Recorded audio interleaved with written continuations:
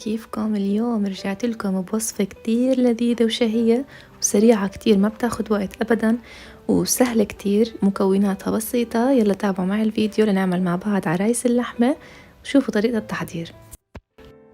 هون عندي تقريبا كيلو لحمة مفرومة، طبعا فارمة معها شوية ليا لحتى تدهن معي وتعطيني طعمة، و5 حبات بندورة مفرومة عندي مقطعة بهذا الشكل، وبحط راس كبير توم مفروم ناعم،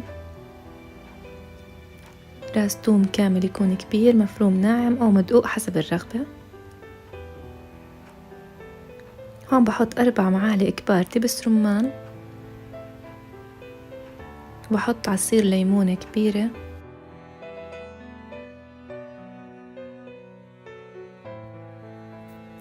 هون حطيت تقريبا نص معلقة كبيرة ملح، ونص معلقة صغيرة فلفل أسود، ومعلقة صغيرة بهارات مشكلة أو البهارات السبعة مثل ما بتحبوا.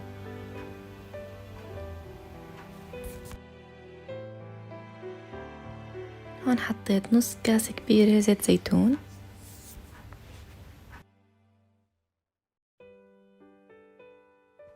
هون عندي بخلط كل المكونات مع بعض لحتى تصير عندي الحشوة بهذا الشكل زي ما انتم شايفين، متجانسة مع بعض، مختلطة البهارات مزبوط.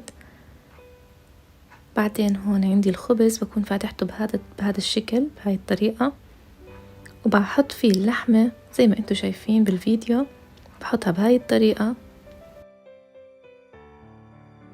وهيك صارت عندي كل أرغفة الخبز جاهزة.